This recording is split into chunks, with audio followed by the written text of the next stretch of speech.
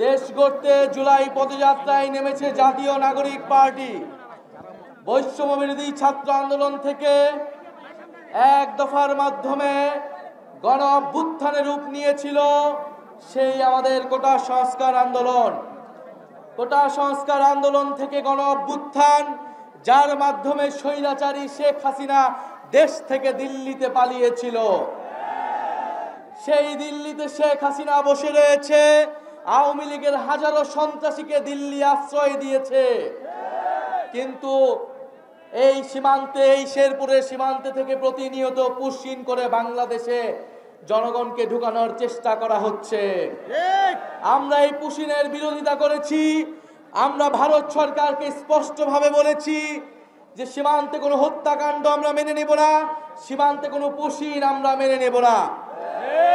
প্রিয় সংগ্রামী বন্ধুগণ, আমরা এও বলেছি পুশিন করতে হলে আওয়ামী লীগের সন্ত্রাসীদের পুশিন করুন, শেখ হাসিনাকে পুশিন করুন।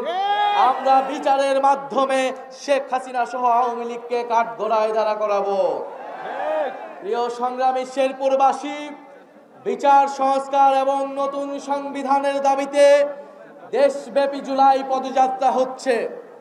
জুলাই গণ অভ্যুত্থানের 1 বছরের মধ্যেও আমরা এখনো দৃশ্যমান বিচার দেখিনি। আওয়ামী লীগের দোসররা বিভিন্ন জায়গায় রয়ে গিয়েছে, প্রশাসনে ঘাপটি মেরে বসিয়ে রয়েছে। আমরা গোপালগঞ্জে দেখেছি কিভাবে আওয়ামী সন্ত্রাসীরা ছবল মেরে উঠতে চেয়েছিল, কিন্তু আমরা স্পষ্টভাবেই বলেছি গোপালগঞ্জ কেন বাংলাদেশের কোনো জায়গায় মুজিববাদীদের আমরা আর দাঁড় হতে দেব না। যারা এখনো প্রশাসনে, পুলিশে আওয়ামী লীগের দোসর হিসেবে কাজ করছে, আওয়ামী লীগের সন্ত্রাসীদের, আওয়ামী লীগের এমপিদেরকে প্রশ্রয় দিচ্ছে, তাদের বিরুদ্ধে দুর্বার আন্দোলন গড়ে তুলতে হবে। প্রিয় সংগ্রামী শেরপুরবাসী, আমরা জানি এই শেরপুর জীববৈচিত্র্যময় এলাকা। এই শেরপুর প্রতি বছর বন্যায়, পাহাড়ি ঢলে বন্যার কারণে শেরপুরের মানুষ দুঃখ দুর্দশাগ্রস্ত হয়। এই শেরপুরে প্রাকৃতিকভাবে বন রয়েছে, সেই বন উজাড় করার কারণে, খাদ্য সংকটের কারণে হাতি লোকালয়ে চলে আসে। প্রতি বছর হাতির পদদলিত হয়ে বিভিন্ন মানুষ মারা যাচ্ছে। আমাদের শেরপুরে হাসপাতাল থাকলেও চিকিৎসা সেবা নাই, ডক্টর নাই। আমাদের এখানের শিক্ষা ব্যবস্থা পর্যাপ্ত নয়, তরুণদের জন্য কর্মসংস্থান নাই। শেখ হাসিনা বাংলাদেশকে বিগত আমলে, আপনারা হয়তো শেখ হাসিনার 30 বছর এই শেরপুর শাসন করেছে আওয়ামী লীগ, কিন্তু শেরপুর প্রকৃত উন্নয়ন পায় নাই। উন্নয়ন পেয়েছে শুধুমাত্র সেই আওয়ামী দোসরেরা, সেই আওয়ামী সন্ত্রাসীরা, যারা দেশের টাকা লুট করে এখনো বিদেশে পলাতক অবস্থায় আছে। প্রিয় শেরপুরবাসী, আপনারা নিজেরাই চিন্তা করুন, আপনারা নিজেরা ভাবুন যে যেই জুলাই গণ অভ্যুত্থানে আপনাদের শেরপুরের সন্তানেরা শহীদ হয়েছেন, সারা দেশের মানুষ রাজপথে নেমে এসেছিল সে আওয়ামী লীগের বিরুদ্ধে। আপনাদের এই শেরপুরের উন্নয়নের জন্য, বাংলাদেশের মানুষের উন্নয়নের জন্য, শেরপুরবাসীর ভাগ্য পরিবর্তনের জন্য জাতীয় নাগরিক পার্টি সেই প্রকৃত উন্নয়নের, সেই সুষম উন্নয়নের রাজনীতি করতে চায়। প্রিয় সংগ্রামী শেরপুরবাসী, দেশব্যাপী সংস্কারের আলাপ আলোচনা চলছে।